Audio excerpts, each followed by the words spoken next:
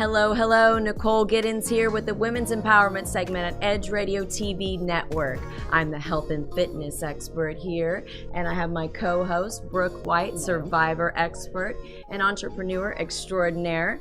Today we have a very special guest, celebrity chef Paul Friedman. He's an amazing individual. He's got a lot of stuff going on.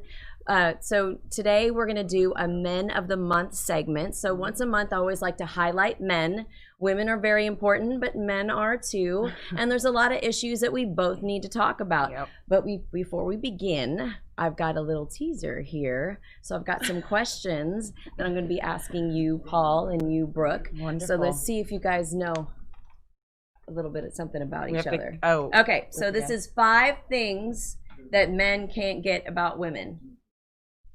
You guys try to guess them. No, the first one's everything. I mean, what they can't get, like about us? Like they just can't figure it out. Like, I can't get that they...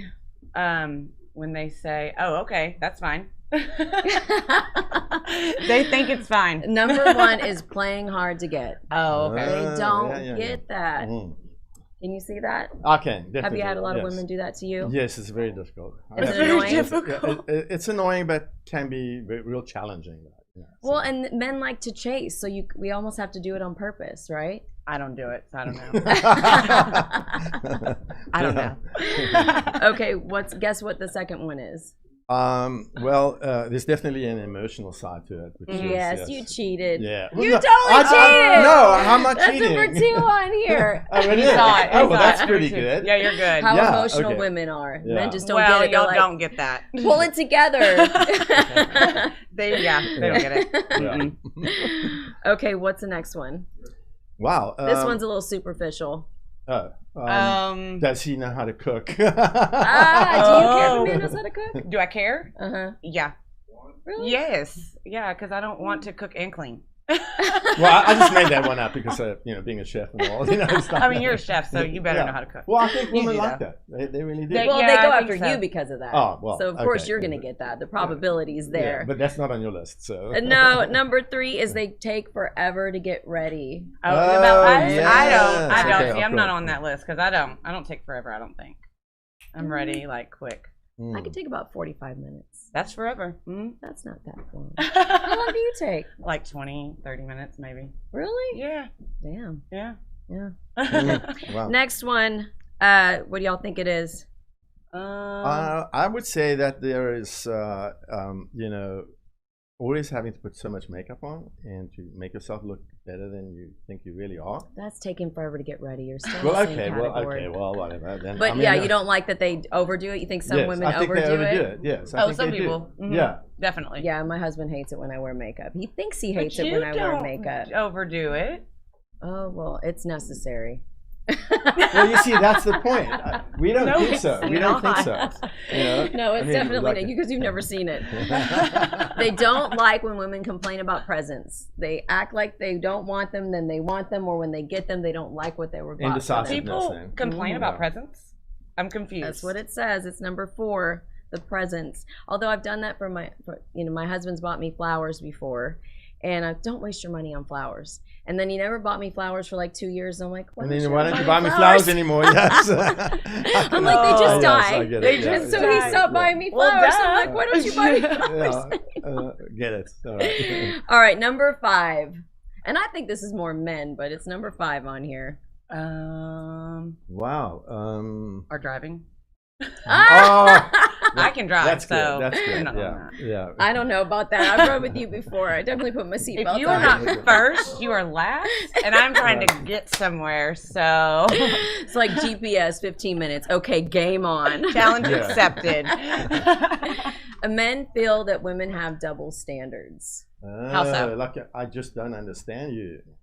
Like you're confusing. I can do more than cook and clean. I can work too, but then they want a man to take care of them. I don't get that either. Isn't it? It's so hard these days. I don't do that, so I don't get it. Yeah. Okay, 5 things that women can't figure out about men. If they're listening. When you're talking. That is kind of one of them. Yeah. It says how they zone out and think about nothing. Yeah. How do y'all do that? Do you Well, do it's not that? like we're zoning out. It's just like, we're into sports and all that kind of stuff, and you're into combing hair and stuff like that. No, we're not necessarily watching sports, but No, I'll be talking to my husband men and you're are. like, You I'm ask me- zoning out. Yeah, Let me zone out. I'm like, it's a form of meditation. we're not zoning out. That's a skill. No, Yeah. we're multitasking. Okay, what's another one? That we don't get about them. When we're telling a story, what don't they need? And we don't get it. We give them plenty of it. When we're telling a story? Oh, information. They don't need any details. Details. Details. Oh, They don't need yeah. any. They don't care. Brush Well, the whole You're not middle mad of the about what story, you're they mad don't about. need it. well, women are way more intellectual than men are. So Thank you. I It's I sad have to to be agree said. with that. Yeah. That's another thing that baffles us about you guys. Well, we don't have the intuitiveness that you have.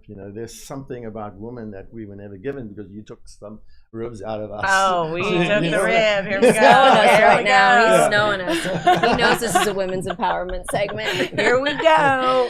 What we don't get is how you can beat each other up and then still be friends. Oh, like I 5 will minutes never later. understand that one. Hmm. You guys are weird like that. Have Yeah. you ever done that? Have you ever beat one of your friends up? In the boxing ring, yeah, a few times. Only was it a challenge? You've never got into a fight with a friend and then afterwards shook hands? Not really. Really? Honestly, no. No. Maybe on the rugby I field. think he's lying. Maybe on the rugby field, but not. Oh not yeah, this, yeah, that's right. You're a rugby player. Wow. Okay, how they can be infatuated about a woman one day and then care less about her the next. That's true. Yeah, but they weren't infatuated. Yeah, it was. I mean, They they can were. just let yeah, it go. Yeah. They can get over heartbreak a lot Yeah. easier than women can. Because you Because know they what? didn't really care as much in the beginning. Yeah, well, they're looking at the physical aspect. And Yes. that's the problem, and then it's very easily just let go because, like, oh, you were so attractive, but I really don't know anything about you, and now that I've spent an hour with you, I really don't like you. Well, there it is, There y'all. it is, right.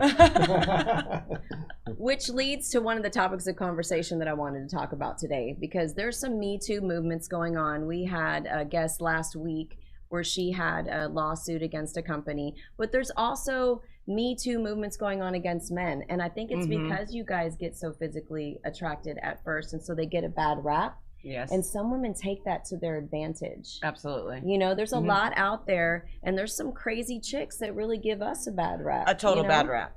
What do I you agree. think about that? Well, this is a really sensitive topic to talk about. I mean, myself being in the hospitality industry, right? I'm always in front of people, and if being in the restaurant industry is even worse because people go out for their birthdays and so on. So I have like what I think is a gift of hospitality. So I like to hug people.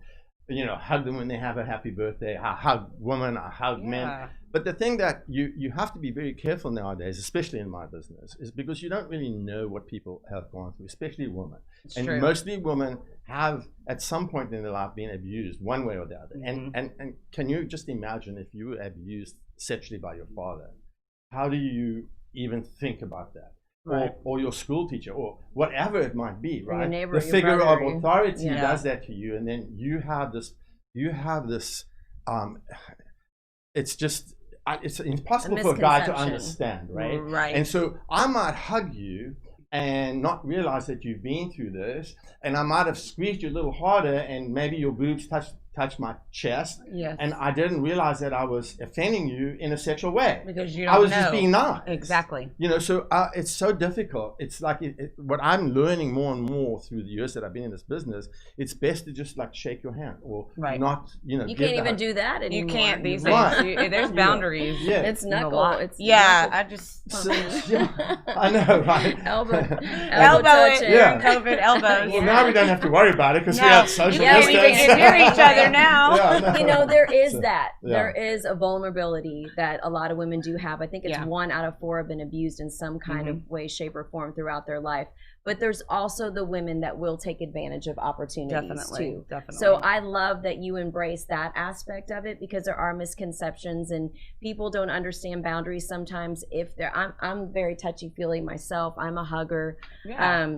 But there are some people that will take advantage of an opportunity. They will find a man that has a lot of money, purposely go work for him, and figure out ways that they can Well, that's Yeah. yes, Manipulate the there is a lot of situation. that, especially in America, because it's so easy to sue people here. Oh yes. So I mean, it's very hard for you to really define the that line of what is and what isn't. And I think that mostly you would side with women because unfortunately they are abused way more than men are. But listen, at sometimes when you say that there's a celebrity or something like that, there is a coercion or there is an extortion that, hey, listen, you know what, we can make money off this, Right. and then it's like, how do you, it's their word against your word.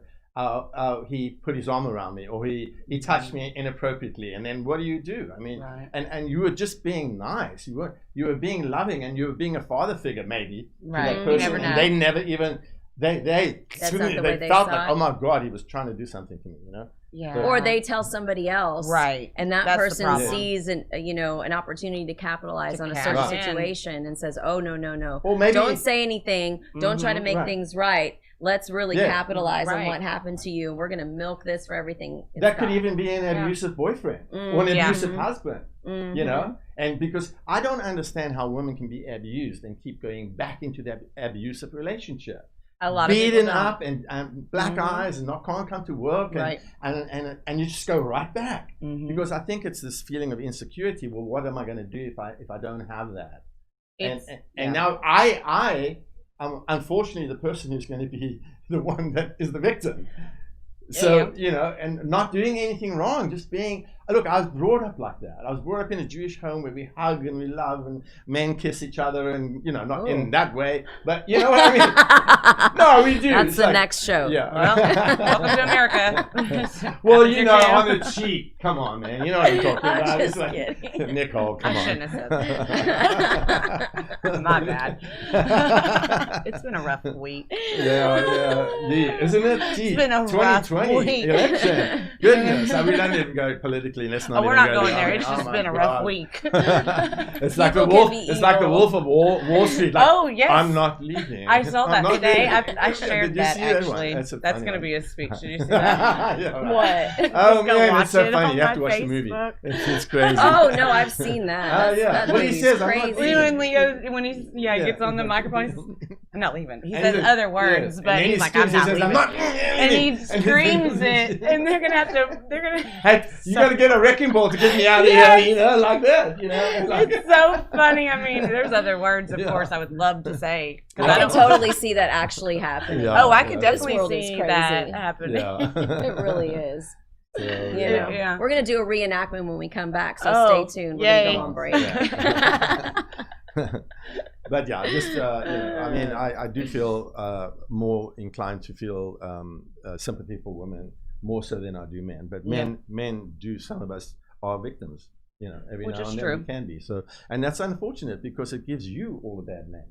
Mm-hmm. Because then when it is the truth, you don't know what it is or what it isn't. Yeah. And you could be victimized, and then you say, "Oh well, I know that guy, and he wouldn't do anything like that, or something like that," And then That's always the problem. Yes. Somebody always knows them. Yeah. How do Well, you know it them? can ruin someone's life. People don't realize you're ruining someone's Right. reputation. You're ruining their life by a total Oh, misunderstanding. And then you want to capitalize Right. and milk them for every dime that they have and take their whole Absolutely. livelihood away. Yeah. Well, I mean, what is- you do for a living, literally, you're doing that for a living. You're doing that Yeah. to survive. You're doing that to pay your bills.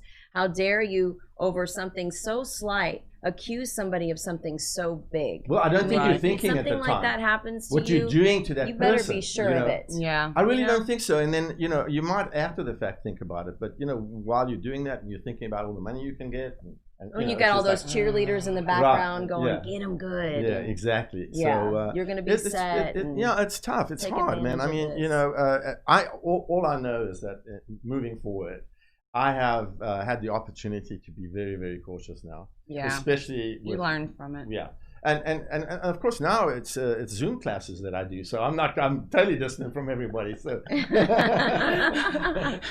Which we're going to talk about that when we Oh, get back that's on cool. break. Okay, He has okay. awesome online Zoom cooking classes, Yeah. and he has a new brand that you just came out. Right, yeah, And you have a so, new business that you're opening up. love so it, we're going to yeah. get down to the Love it. nitty gritty. So you Yeah. guys stay tuned so you can Yeah. see where you can check this man out. all right, thank you.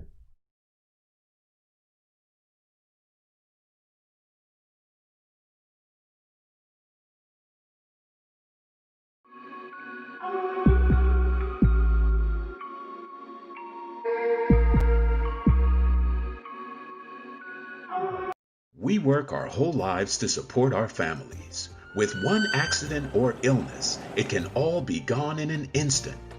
Now there's a smart, affordable way to protect your family.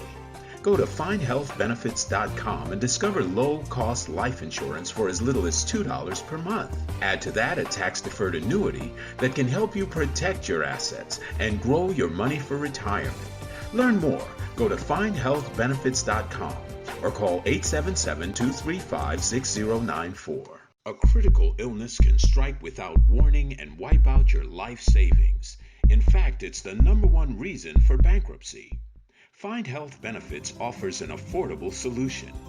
Get up to $50,000 if you get cancer, stroke, or a heart attack, giving you the peace of mind to focus on getting better while the plan helps you to pay your bills and medical expenses. Learn more. Go to findhealthbenefits.com or call 877-235-6094. 66% of seniors spend more time shopping for cable TV than Medicare plans. Most say because it's just too confusing. Laws change every year. The wrong plan could cost you thousands and prevent you from seeing the doctors you want. Introducing findhealthbenefits.com. Save time, save money, see specialists without referrals. Go to findhealthbenefits.com or call 877-235-6094 for this informative brochure. Society is on the edge. Let's bring them back. Edge Radio. Because truth still...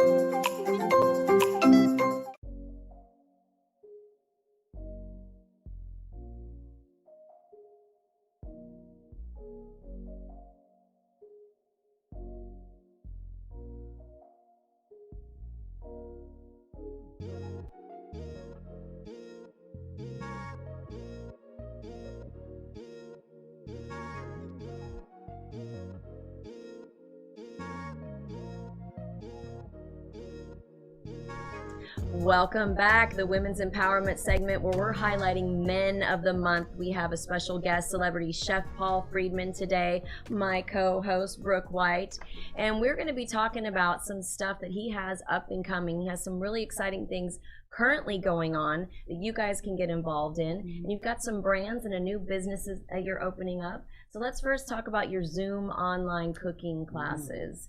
How can people get in touch with you about that and give them some intricate details about it? Sure, Nicole. First, I'd like to just start off by saying how sad it is for people who've spent their whole life creating a business, and especially the food industry. We've lost so many restaurants, so many good restaurants. And, you know, I mean, this COVID has really ruined the lives of so many people. Definitely. So we've been forced to find other avenues to bring income in order to compensate for the loss of people not going out to eat. And that's how I got involved with Zoom classes. There was a group of ladies that really loved what I was doing, especially when I was at the country club that I was at. And when they found out that I was no longer there, they called me up and said, "Hey, what are you doing? And we've got a bunco group, and we'd like to. We're getting bored, and do you do any cooking classes?" So I said, "Yeah, let's do a cooking class." Cool. So we landed up selecting an evening for this cooking class, and there was only going to be 6 couples. It was 12 Is that the one people. I showed up and your whole house was full of like 60 people arrived. You know what I did? I actually started taking $40 a person at the front door. I would've. Well, Yeah. I mean, I don't know His where. whole house was packed. I know the house was packed. I know people came from all over. So obviously the word got out, right? So, but it was supposed to be a cooking class, and I don't know how that happened, but it did. So anyway, at that event, it was so hilarious. It was so funny. But at that event, we came up with this idea.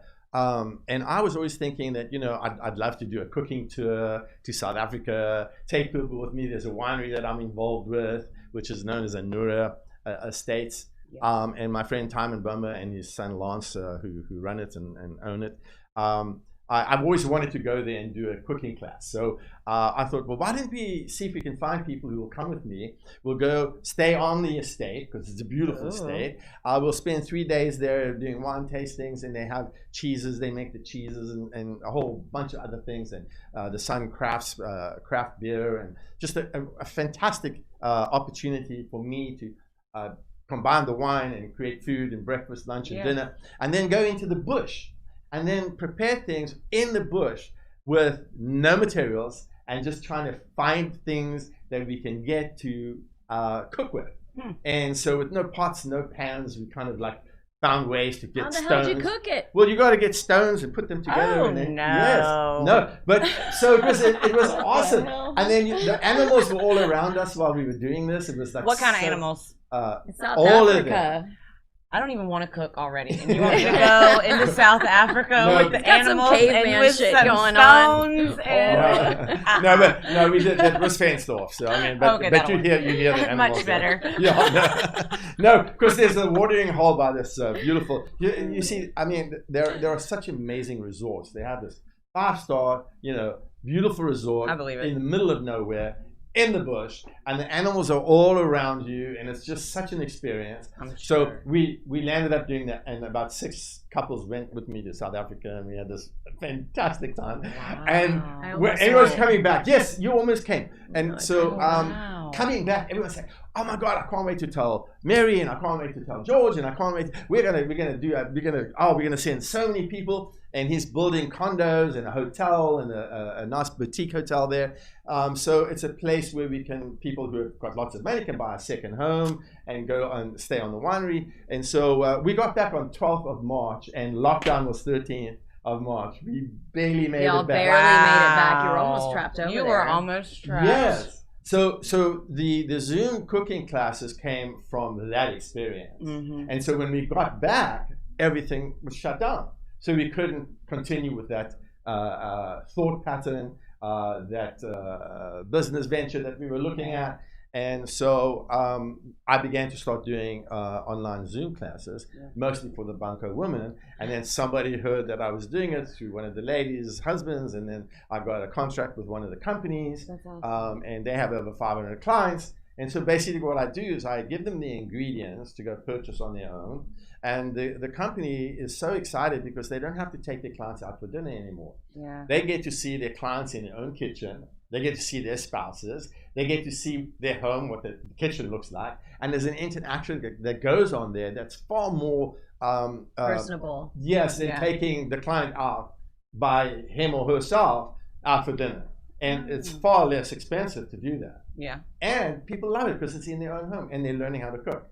And so they buy the ingredients, they get the sauces, the spices, seasonings, and wines for me, and then they have everything I have, and then we cook together. And it's such an amazing event. Yeah, and I love doing it. It's delicious too. His food I might do that. Good. Yeah, so I might do a Zoom with you. It's such fun. His food is so good. Well, I've had your food at the country club. Oh yes, sure. I've had that. Yeah, that's right. You went to one of the charity events there. It was great. Yeah, I love food. So. Yeah, but I mean that's for like mass, like when you do 250, 300 meals at one time. I still love it. It's still hot. It's not like you're at a restaurant. You're getting a plate where you got each one is like individually a little bit more creative, custom. where you feel like I don't know if I should actually eat this. It looks so good. Oh yeah. That's what I want. So so that's one avenue that I'm doing right now.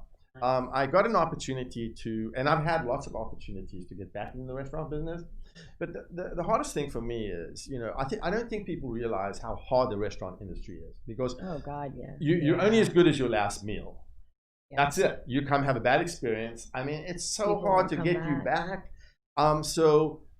If you're opening a restaurant, and this is out to people who have an idea who want to, I want to give you some advice. If you're not expecting to be there 24/7, 7 days a week, then don't open it. True. And I'm talking about not for 2 months, 3 months. I'm talking at least 2 years to build it to where you want to. And then even then, if you're not there, people are going to say, well, where's Paul? Is the chef here? And everyone wants to know when it's a chef kind of like orientated business because everyone wants to know the chef. Yes. And so if the chef comes out and he comes to your table, it's like you feel like, oh man, the chef knows me. It's like, know Well, the that's what's so chef. great about you. You really create an experience. Yes. It's not just about going to get a good meal. You've got a really good personality that you incorporate with your brand. And you know, the thing is, you know, we get a bad reputation because it's like this. Somebody enjoys cooking and they cook at home, and grandma comes for Thanksgiving and everyone says, oh my God, you should open up a restaurant. And it's, well, I don't have any money. Grandpa says, we'll give you the money.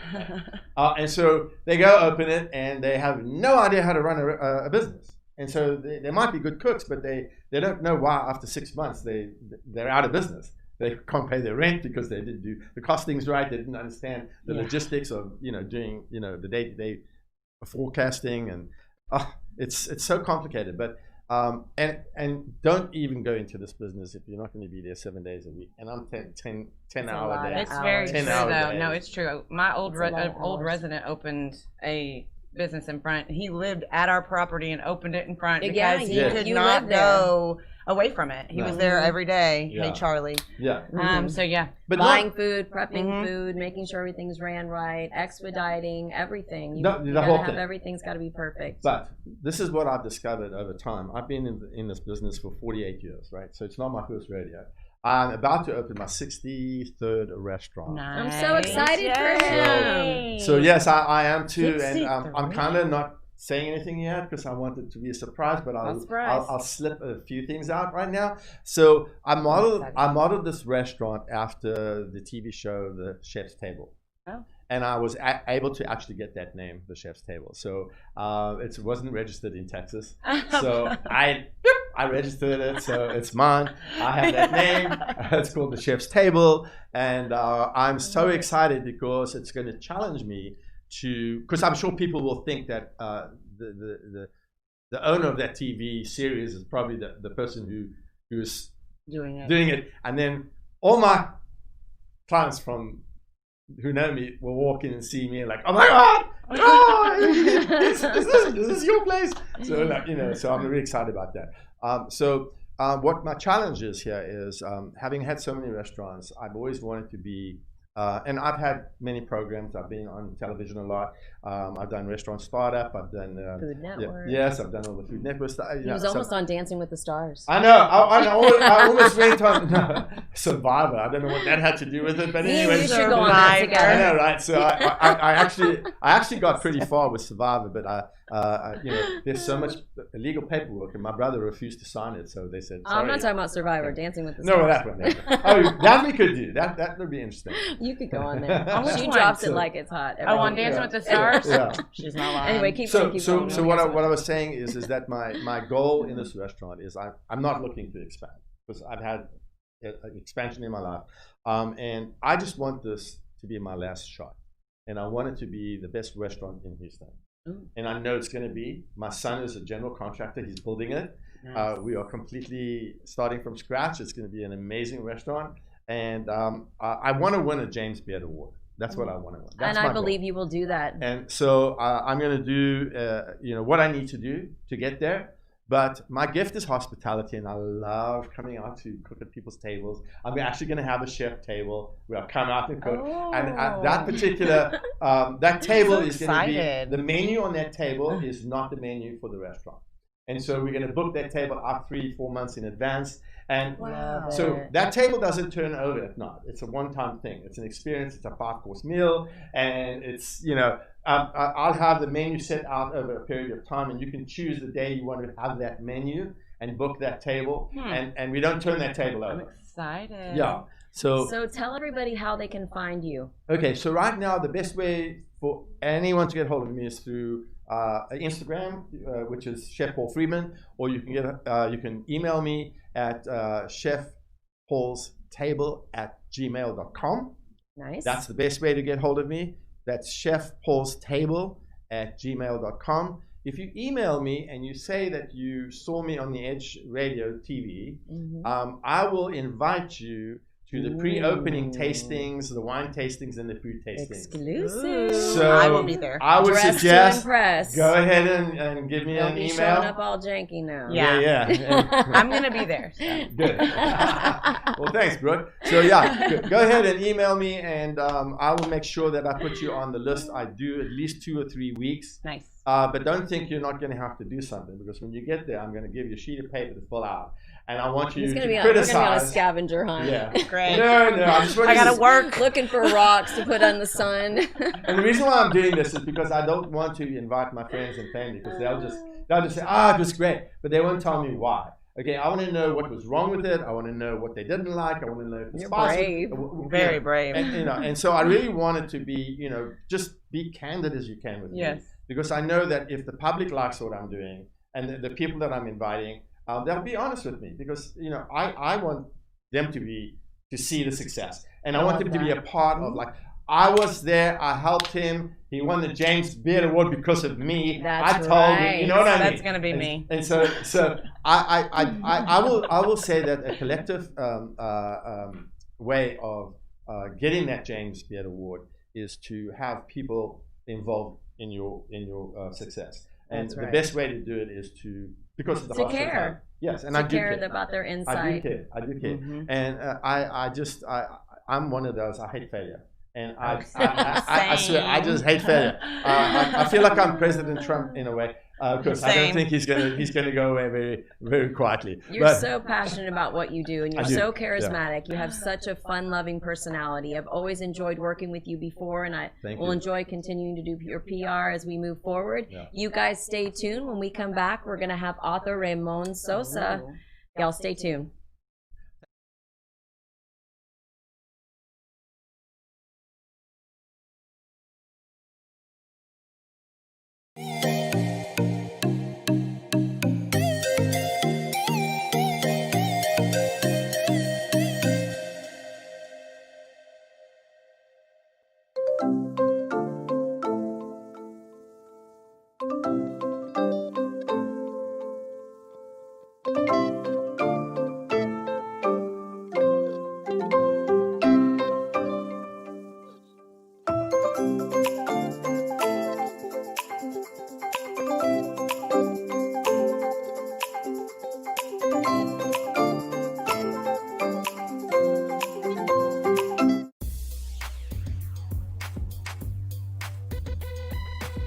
The Natural Nation Network is really about taking control of your health physically, spiritually, emotionally, even intellectually, because there's so much out there in misinformation. There's a lot of people now that are suffering from all sorts of diseases that they really wouldn't have to suffer for if they had better information. And that's what we're here to do. Provide information that can save lives. The mind and the body are totally connected. Health can be really serious, and sometimes we just have to lighten it up a little bit while we're still providing substantive information. And my sort of mantra on the salsa dance floor is kind of similar. I tell somebody, if you make a mistake twice, it becomes a move. Okay? Tune into Natural Nation every Tuesday at 11 a.m. Are you a small business owner concerned about the downturn in the economy? Top business leaders like Mattress Mac and Warren Buffett will tell you that now is the time to promote your business more than ever. People need your services. Your business needs an edge. Learn about special advertising packages for small businesses right here on Edge Radio. Find out more, give us a call at 281-744-0446. That's 281-744-0446. Edge, because truth still matters.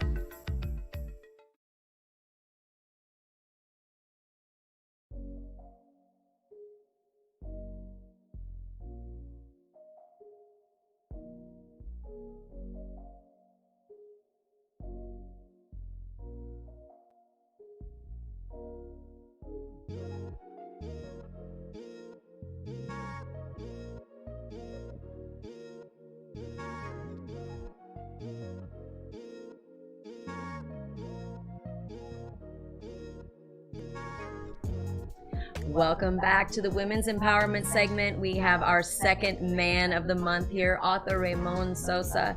At first, I want you guys to get to know him a little bit as a person. He's a remarkable man, and he's made tremendous leaps and bounds in our community, helped several different children out, become men themselves, and he's huge in the boxing arena. So tell our audience a little bit more about yourself.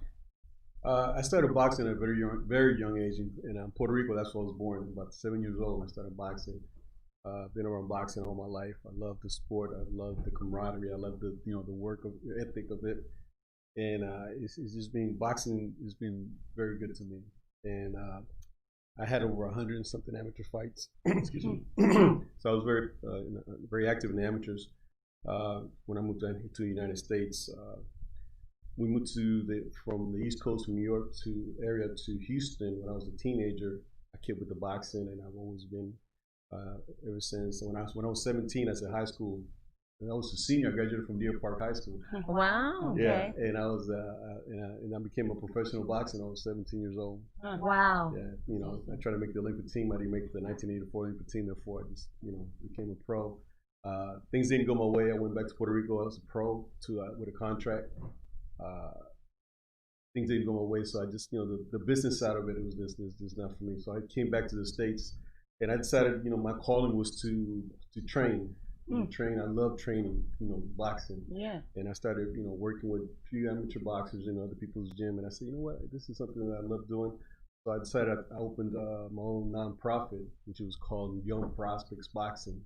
And through that organization, I have been able to help a lot of young men through the sport of boxing, young men that are at risk. And when you think at risk, you think kids that are in the streets or in gangs and all that stuff. But there's also kids that at risk through, the kids that are in school that get picked on, kids that are overweight, kids, those type of kids. I saw a lot of those kids that came through my program. And I would also go to schools and do after-school programs. And mothers, actually the parents would just loved it that their kids, their self-esteem and everything, even their grade would go up because they didn't feel embarrassed or they had afraid. confidence. Definitely. Bullying is so big. It's horrible. Bullying is so big. It's such a major problem. Exactly. And how parents can encourage it and they don't even realize by the way they talk about other people and by the way they treat people right in front of their children. They don't realize how much they're influencing their kids to act like that. Yeah. And thank God that I was able to help out a lot of kids through the school programs. And when I was living in the Humboldt School District, and then I moved to the Spring and Woodlands School District, I was able to keep my program going after school, and also my nonprofit. It was it did very well. There was a lot of kids, boys and girls, that went through my program, and they were very successful. And there's some that in service now that they were able to join the service, and they sent me pictures, congratulating me and thanking me for helping them when they were going through all those different kinds of problems. I love that. Yeah. I love that. That's so amazing. it's not just the underserved community kids that need it too. It's sometimes a kid that's just getting picked on that needs a voice. Exactly. I love that. I do too. He's got such a good heart. You know what I mean? He's such a good man. So where was your location at for Young Prospects? It was in the Woodlands and on Rayford Road. Okay. I had a split. I had a big gym in the back, women's boxing and fitness center in the front. I had my nonprofit. It was a strip center in the front that I had for the kids, and it worked out pretty good. The kids. I had an after-school program too, where kids would get dropped off, and they would have a snack. We would do homework first. They'd get help with homework. They would work out, and then the parents would pick them up.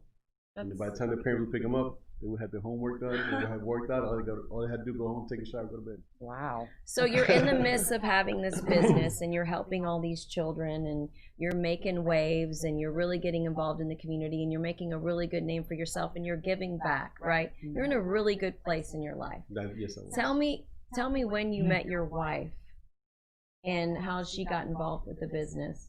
This is actually my second marriage when I met Lulu, which her first name is Maria. I met her in the Woodlands. I met her the year about 2009. This is after almost 10 years from my first divorce. And I was father of 3 at the time. I'm still father of 3, but she was also divorced. Recently had moved down here from Mexico City, and she was a mother of 2. And we met in 2009. Where'd you guys meet at? In the Woodlands. There was a place in the back of the Woodlands. It was a restaurant. I think it's called Miluna. In the back of the window, it was a Mexican restaurant. And then after a certain time, they turned into they played live music. And I love sax. I love to dance. I love that stuff. So that night they were playing live music. And I just happened to walk in and I saw her on the dance floor. I'm like, whoa. That physical attraction. That's what gets you guys. That's exactly what gets you. You can't see the crazy when they're dancing. As a matter of fact, I'm almost kind of looking for the crazy. She's a wild one. Yeah, exactly. You know, and I'll be honest. The men are very visual. Visual. That's the way it is. That's the way our brains. So that's when you knew she was the one. The light was beaming down on her. She was twisting and turning. Yeah, you know. And then she kept dancing. The thing was crazy. She kept dancing with this guy. I was like, man, she ever gonna stop dancing?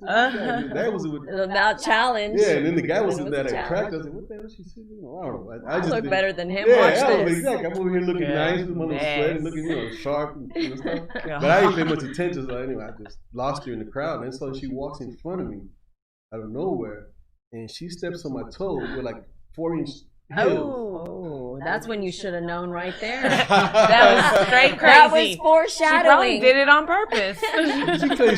She said later on after we talked and everything that started dating that I did it. I was looking for you because I know she kind of noticed me or whatever. When I walked in, she claimed that she noticed me when I walked into the place and told her friends later on like, "Watch, you see that guy that walked in? Watch this. I'm gonna get him real good with my 4-inch." That's what happened. She stepped on my toe and I'm not. Did she do it on purpose? She said she wanted to get my attention. I knew it. I told you. I told you. I can write the book on men and women. See what I'm saying? She walked by that me should have been a big red flag right there. And I was like, I bent over. Oh my God! I told you. It doesn't shock me. I've seen crazy on both sides. And then when I get up, I'm like, we're going somewhere with this, guys. This woman had a huge impact on his life, and this is why he wrote this book. So we're going somewhere with it. When I get up and I see us, all I can think was, like to dance. And then the sky opened up. God. And we danced the night away, So was the relationship good at first? I mean, what they call I'm not gonna lie, she was like perfect for me because everything that I had gone through, I explained that at that time I was traveling a lot with boxing around the nation, and I had boxer, pro and amateur that I traveled a lot with, so I didn't stay a lot in town, but she was okay with it. She knew that that was my business, and she told me her background with her kids and her son, her oldest was the son was going through some issues. He's never had a father figure. Kind of she knew my background, what I did with kids, so she figured, this man can help my son in some kind of way. So the first 3 years were perfect. This is like what you call a perfect woman. She massages, manicure, pedicure. She's a narcissist. That's what they do at first. You were such a big deal. She loved my kids. She was around my parents, my family, at family gatherings. If I had a cup with a drink, I mean, it was never empty. Never empty, exactly. She and food. I mean, she was. It was like she was on that audition. That's a red flag too. When it's too good. Exactly. But when you're a man, you're like this, like you don't see it. You those blindfolds, and then you know what? What's so cleaning crazy? the house with lingerie on. Yeah, no. Totally. But she did. But I tell you what, when I came in from wherever I came in, she did come in. She was always dressed up. She was always dressed up nice. She never was. And when I came home, and she was always dressed. She was all she did was work out all day. When we had the business, so that's nice. Her thing was like to look good all day and train people, and that was it. And her thing when I got home, she was like perfectly clean from top to bottom, looking nice. It was always perfect. And the dream, living the dream. Guys, and I had friends of mine. I was like, man, how you find somebody like this? Like guys were like, man, just she purposely spiked my toe with her heel. You're lucky she didn't take it off. So you have to be a good dancer. Man. You got to know how to dance. A 4-inch spiked heel. That did not feel good. I bet it hurt for a couple days. She's like, watch this, Susan. Bam! The throbbing went away when you started dancing and everything. So it's cool. Oh, my beer. I'll be back. Conquer time. Oh my God. That's just nuts. So little did you know all of the things that were going to happen. So you'd say the first 3 years was just perfect. Yeah. When did things start changing? Well, let me give you a little, go back to when we first got married. So another red flag. Right after I met you, we had a small marriage, a celebration. We got married at the courthouse in Conroe. Montgomery comes from Montgomery. But it was cute, nice, and then we were going to go have a little celebration at home with our family, and then, just something small. Her mother had come down from Mexico City, and her sisters and and nephews, whatever. And right after I had a little celebration at the courthouse, her mother walks up to me and whispers in my ear in Spanish, "Now she's your trouble." Oh man! And walks away. Red flag. And I'm like, I can never forget that. Now she's your trouble. Holy crap! What does that sound now like in she's your Spanish? problem. Now she's your problem. So she's your problem. How's that sound in Spanish? Ahora es tu problema. Oh man, that Problema. Problema. See, I got that part. Ahorita problema. Problema. Problem. Big problema. Mucho problema. Yeah. So, I'm thinking. You're like, yeah, I'm scarred right here already on my foot. But it was, even stitches. And then, another, right after because she was here on a visitor's visa from Mexico. So of course I'm an American citizen. A week after we got married, she was already, doing all the paperwork and we got to do this. And I said, well, we want to go on vacation. No, we got to take. I don't want to spend a lot of money on that. This is going to cost a lot of money. So after. So she's already getting you to save your money. Yeah, she's oh my goodness. She became American citizen. Her kids became American citizen. Her mother became American citizen because of me. So to this day, they're all American citizens because of me. All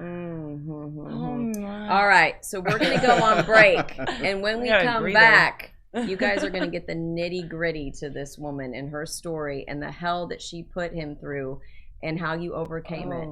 Y'all stay tuned. It's good stuff.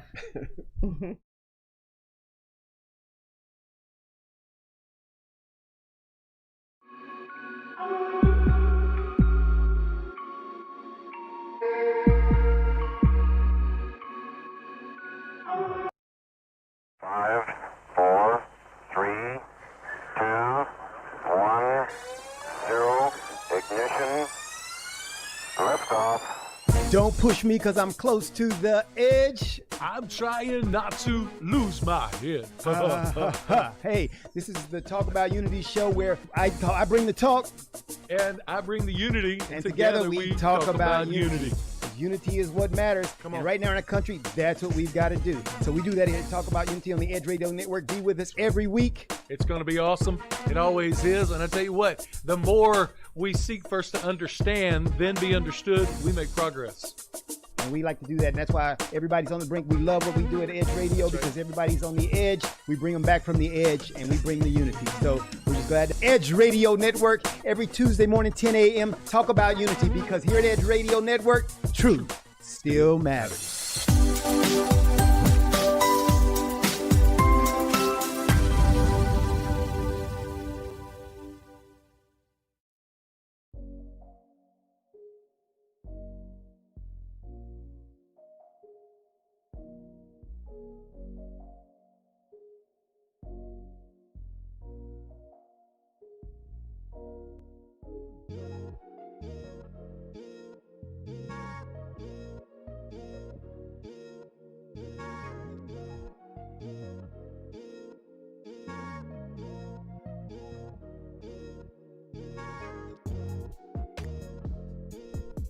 All right, guys, welcome back. We're going to continue on with this story. We have author Raymond Sosa here today talking about I Walked on My Own Grave book that he wrote. It's made world press, Inside Edition, Telemundo, CNN, ESPN. It's good stuff. So we were getting down to the nitty gritty of the story here. So you have your wife working at your business. She's starting to show more red flags. Her mother's already warned you about her. Right after the marriage. She's in the office, right? She's on the phone with somebody, and one of your prospects, one of your young boxers can hear her talking. So tell the audience what happened. Yeah, this happened around the year 2015. Yeah, 2015. It was by this time we had a business together, Woodlands Boxing and Fitness. Very successful business. We're doing very, very well. But our marriage was on the rocks, by the 2015. We decided to go through a divorce. Things were not working out. The divorce was very difficult. Right. And then things were not going her way. She wanted the business, she wanted everything. Just leave me in the streets, and I walked in, and I said, no, it doesn't work like that here in the United States. Or Texas. So I made it, so it was difficult. So it got to the point where she was so going through so much stuff, and and that she didn't know what else to do. So there was a young man in my gym named Mundo that I had mentored probably 10 years prior, and at another gym that I was working at, but he was with me now. And this young man was an ex-gang member. He had gone through all kinds of issues. Changed his life. I kind of mentored him and I helped him. A very great person to this day. So he was working in my gym, helping me in my gym. And he just, at that time, I wasn't at the gym that night, and Lulu was there with her daughter and him and some other clients. And he just happened to walk into a conversation that Lulu, my ex-wife, was having with her daughter. Okay, so she in was the office, in my office in the gym. And he walks in and he overhears them talking about what the young girl telling Lulu, her daughter, that there's a kid in the gym that has a family in Mexico that kills people or chops people up for money. And Lulu responds by average mother-daughter conversation. Yeah, this is the average. Wow. Yeah, and then Lulu responds by, maybe we can use them. Oh my! And Mundo kind of like his ears went up and I said, whoa, what are you talking about? I need to be careful who you're talking, what you talk about, because you don't know who's walking by, and you don't know what's going on. So later on that evening, Mundo catches Lulu by herself, and kind of because he knew we were going through a difficult divorce already. So he walks up to her, it's by herself, and said, "Hey Lulu, what's going on? Is this about Ramon?" And she goes, "Yeah, it's about him. I wish you would just go away or take him away. And he goes, "Wait." And let me tell you what he said next is the reason that I'm here alive today. Because he told her, "You're talking about this, like go away like this?" Right. The pistol sign. And she said, "Yes, go away like that." And what he said, "You know what? I got the people that can do the job." So he tricked her. And I got goosebumps. Yeah. He saved his life.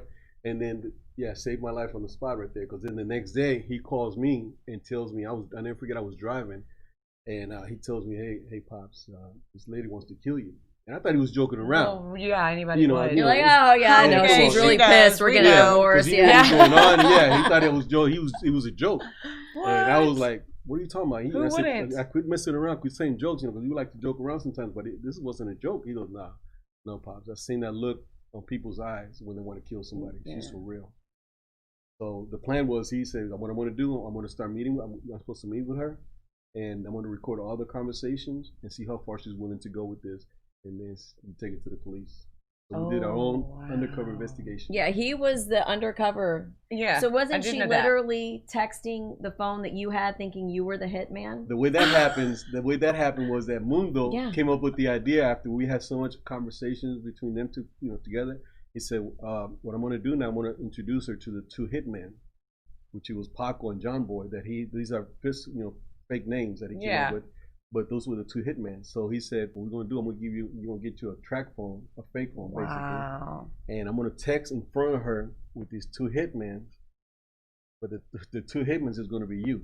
So she didn't know the whole time they were texting me. Genius. She's describing to him how she wants him killed. Oh my God. Make sure you take his watch. Yeah. All kinds of stuff. Yeah, they had a whole plan on how they were going to kill me. And also, but when we got the money, because, he texted me, supposed to be the hitman, saying like, "Look, we need $200 for the dirty gun." And she said, "Okay, I got it." She gave him the money, and when we had the money, all the conversation. That's all you need. That's all I thought. That's all you need. That's what you thought. That's what I thought we needed. So we took all that information, took it to the police, and in the Woodlands, Constable, Precinct 3, and they were like, "Whoa, we have never heard anything like this before." I believe that. And this has never happened around here before. It used to be a movie. Oh, it'll probably be a show. Yeah. They have that on, certain channels. So they came up with they brought in the sheriffs, the constables, they brought FBI, they brought all the different authorities together to put a plan together because they knew that she needed it back. She wanted somebody to I am back. It's so crazy to hear it, I know, isn't it nuts? I mean, I've watched tons of stuff about this. Well, and she had a total. You lived it. Yeah, she had a total scheme of defamation of character too. So she would, because they were still staying in the same house, they were on two different levels. Mm-hmm. So he would act like he was sleeping, and of course, you probably slept with one eye open. Jesus, because what if she planned on taking upon herself one day? Yeah, seriously. I mean. Snap. And she would put all these empty alcohol bottles and stuff around him while he was sleeping and take pictures so that she could talk shit about him after he died. Yeah. so that people wouldn't even worry about that he was killed. They would think that he was involved in all this bad stuff. Maybe you were, you know, That's had straight, alcoholism and you weren't living the right She totally life. ruined my business with a nonprofit. One of my biggest sponsor in the Woodlands was an oil company. They were sponsoring my nonprofit. She wrote a letter to them or emailed them saying that I was a abuser, that I was an alcoholic, that I was embezzling money. So they cut the cords with them. They cut the funding. Yeah. Can you imagine? He even got arrested out of his own home one day, and the cops knew he didn't do anything wrong. And so, I mean, this book, guys, is so good. You guys have to get this book. There's so much more in here. He went through hell, and you were such a good person. You know, and you had such a passion to take care of those kids, and for her to come in and just demolish that just because she wanted all the money. Well, they're getting a divorce. Yeah, but you know, I'm gonna just put this out there. People like her, men and women like that, they pick us. Because they know what they can get away with. They're opportunists, and she knew the first time she saw you what she could probably get away with. I brought it up financially to her. and all that stuff. It got to the point where I brought it up to her, where we're just like, "Look, are you with me because of the money, because of being an American citizen?" There's all. This is how she answered her thing. Well, that right there. She would say, "Me, look at me. I can get any man I want. Look at me. I have men that I met a bunch of men that were very, very, very wealthy, and I didn't want to go. I chose you. You know why? Because I love you." Okay, narcissist, sit down. Seriously, that's exactly what narcissists would say. How many feet did you step on that night, I mean, seriously, I would love to know. I bet someone's missing a toe. To the point where I had to fake my death. Seriously, I just can't believe this. There's so much more in here, guys. So tell our audience how they can find you and how they can get this book right here. The book is available in all major bookstores, Amazon. If they don't have it, they can order it for you. It's a great read. I mean, it has gotten great reviews from all over the world. Yeah. I've done a lot of interviews, and everybody that has read it has given great reviews, and it's a page turner. Yeah, definitely. And that's why I wanted I'm sure it. Once you finish one chapter, you have to It's real life, you know, like it's not fake. This is real stuff. And I hope that whoever reads my book. My thing is like I want to help men and women that have gone through this kind of stuff. Well, exactly, because there's men and women that go through this stuff. It happens to both of us. It happens to both of us. It does, and that's one of the reasons why I had you on the show today, because I think it's very, very important for men to have a voice too. Yeah. And especially such a good man as yourself. And I'm so glad that you found success, and I'm so proud of you and your book. And Same. Thank you. It was so nice to have you on the show today. We really appreciate your time. So you guys check it out. I walked on my own grave. How can people get a hold of you? Are you on social Facebook, media? Instagram? Facebook, social media, Instagram. Ramin Sosa. They call me the real Ramin Sosa. I love it. This is the real Ramin Sosa. I love it. So what's in the future for you? Do you have any plans? Yeah, we got a movie script out there. We're gonna see what happens. You need with an it. extra? So I've been approached and see what happens with it. It's a great story.